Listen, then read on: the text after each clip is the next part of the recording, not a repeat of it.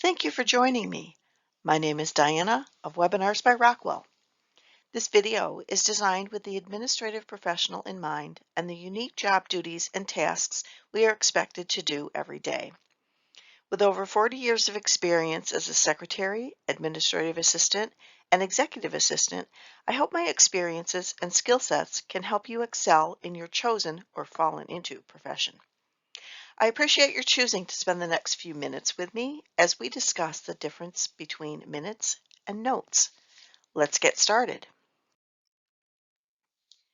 In today's topic, we will discuss the difference between taking minutes and taking notes, along with when do I use minutes, when do I use notes, how to know the difference, and what happens after the meeting. Minutes are often used for corporate or government meetings and are strictly recorded for time notations identifying who moved a motion, seconded, and who voted and how they voted. Times are noted for calling the meeting to adjourn and for the order of the meeting.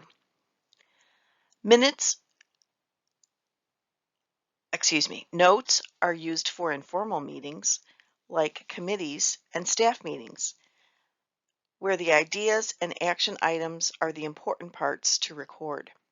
Usually they indicate the start time by the agenda and the adjourn time in real time, noting the location, building, room, etc., or via a media platform. So when do I take minutes? There are specific types of meetings that require careful taking of minutes. When to use minutes? Shareholders meetings, board of trustee meetings, city council meetings, court proceedings, when there's an election of officers or bylaws by the charter or changes. Many of these types of meetings have instituted audio or video recordings to not only keep the official record, but to assist the note taker in transcribing the minutes. According to Robert's newly revised Rules of Order, we no longer are required to identify who made motions or made the second. However, you must ask prior to your first assignment to find out if it's been done historically and if it should still continue. Always follow the prescribed policies, even if they are not currently accepted use. It's often an item voted on by the board and expected to be followed. In the case of city council meetings, the transcribed notes may be posted on their website and the video and audio is available to the citizens as a matter of public record. Having them available is a great tool for the transcriber who may have missed who made a motion or a very fast second. Minutes should indicate the times each portion of the meeting occurred, including start, breaks, and adjournment. You don't need to type the discussion verbatim, with the large exception of court proceedings. They always require exact words said. No summarizing or paraphrasing is allowed for court proceedings. Record your action items. I believe the last method for identifying them was to state action item with bold and underlined and even all caps.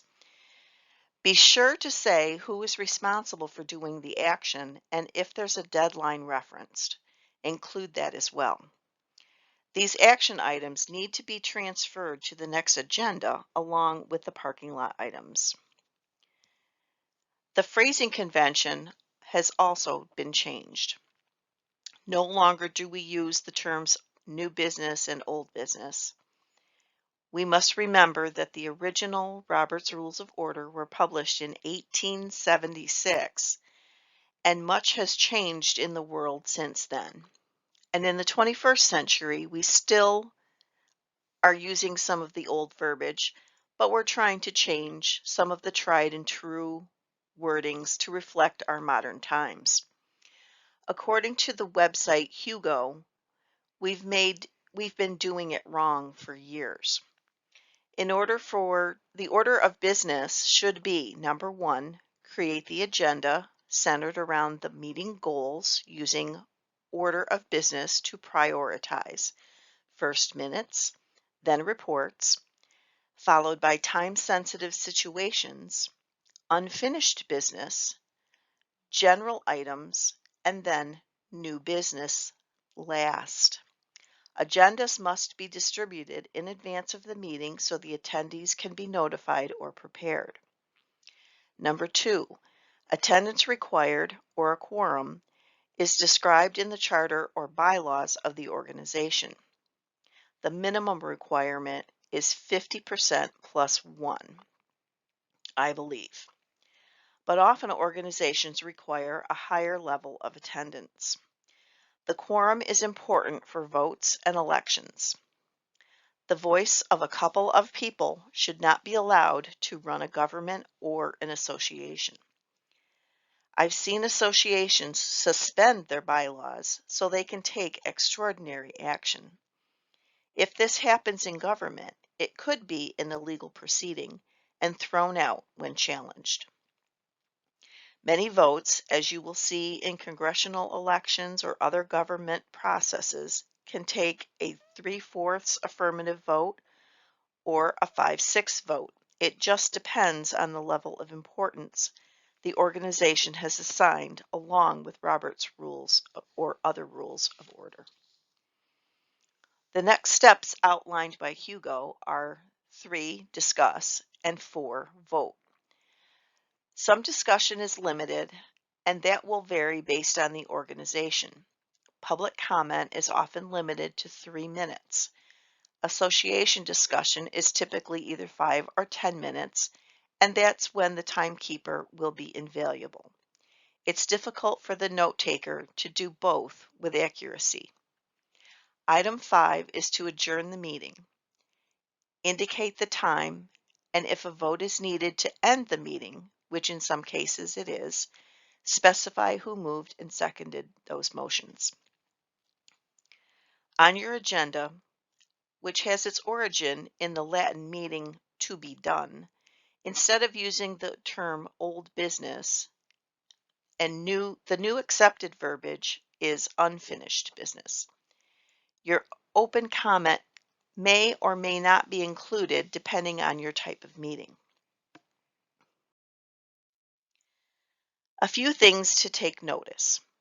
Following the agenda, it's always best to follow the agenda, but the facilitator of the meeting has the authority to move things around, especially when someone making a report has a conflict and needs to report first when they're listed, let's say, 5th. When taking attendance, always include the absent members. It's important to note who did not make the meeting, rather than have to go look to find out who wasn't there. I take notes for a high-level committee for overall IT strategies and user of our most important systems, like our ERP, which is Enterprise Resource Program, which for the college includes registration, class catalog, grades, faculty credentials, our HR system, financial aid system, residence hall placement, and financials. We decided early on we would keep the members of the committee visible because we kept getting asked who was on the committee. So I created a table in alphabetical order in columns with a smaller blank column on the left. That column is checked if the person attends, and a V if they attend on video, and a P if they attend on the phone. This list is on each agenda and published notes. Indicate who the note taker, the recorder, and the timekeeper are.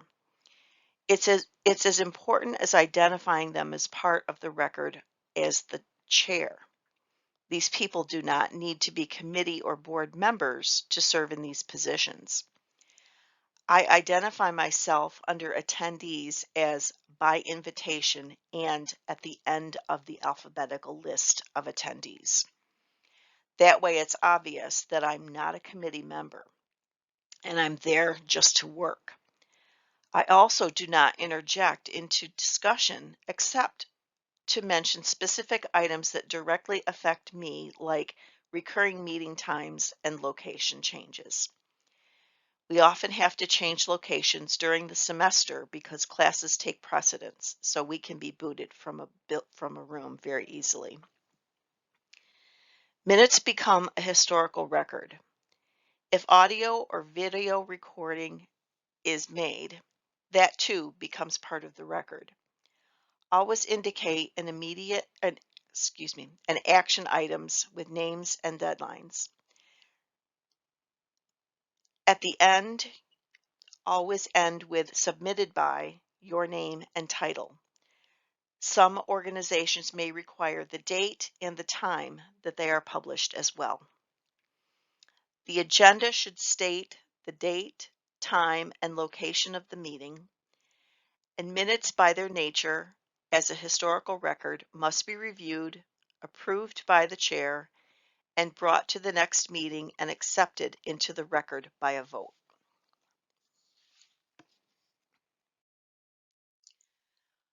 When do I take notes? Notes are often used for informal meetings, staff meetings, committee meetings, ad hoc task force meetings, and working groups.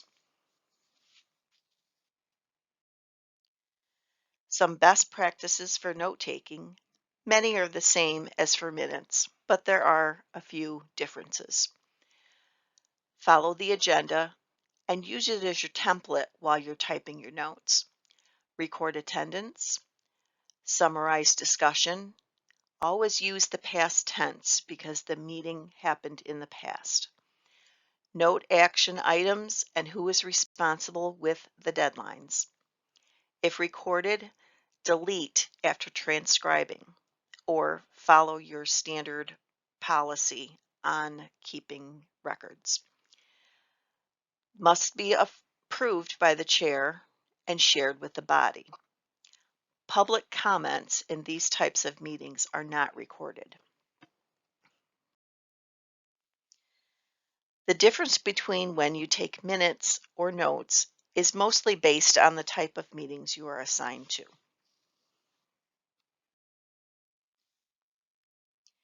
If you are newly hired or assigned to take notes or minutes, ask or check the old files to see how they were done in the past. Ask the committee chair if they follow Robert's Rules of Order or if it's an informal meeting. Ask to work with them as you prepare the agenda. Are there officers in the committee or board? That typically means you'll be taking minutes. If so, ask when the fiscal year is and when the elections are held. Also ask if the meeting is recorded either by audio alone or by video and audio, such as a Zoom conference.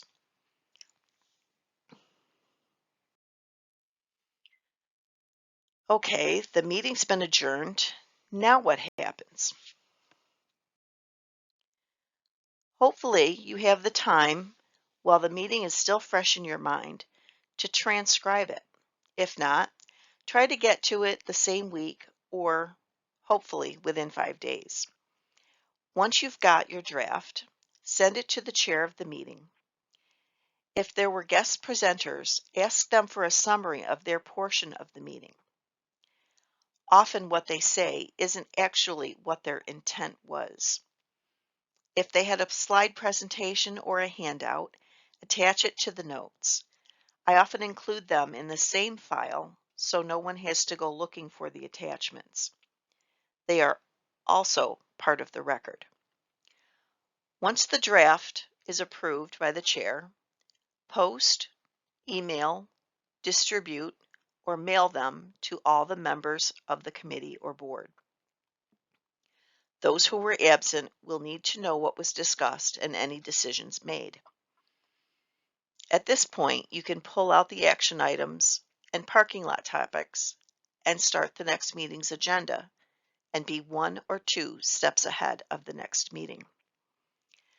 So whether you're required to take minutes or notes, rest assured that your professional demeanor will surface with the verbiage you use. Our in-person speech tends to be less formal, but make sure to keep the intent of the comments. I usually ask the chair or the presenter if I captured everything important. What I may think is unimportant may actually be the important part. Once you've been doing it for a while, you'll get to know the idiosyncrasies of your industry and that company.